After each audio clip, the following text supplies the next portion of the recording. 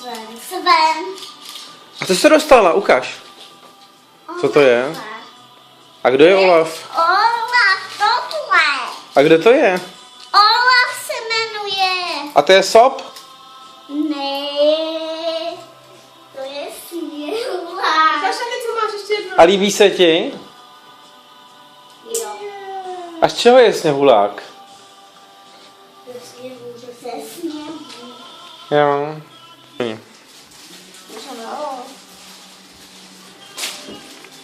Prodloužení zaluštění. Ty jo, Ačí, co tu vyrábět? Koukej. To je první robot. To je pěkný.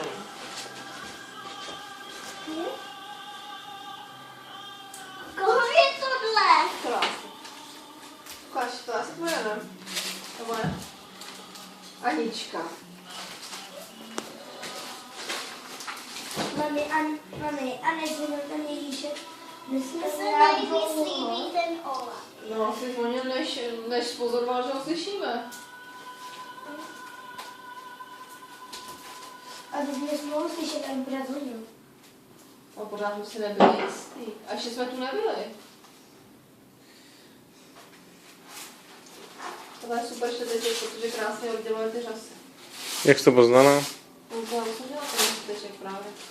To je úplně nejlepší. Jo. Takový ten jako plastovej, to je prostě to je super šteteček. Co to máš, a jo? To má kalhotky pro Olafa. Uká. Jo. Můžete prohlídnout Olafa. Ukáž ruky mu Olaf. Prohlídnout Olafa. Ale to je polopejs. Co je pro pejsky? Olaf. Olaf je pro pejsky? To je jeho pliša. Je můj telefon. Hele, a na šulíku. To je můj robot.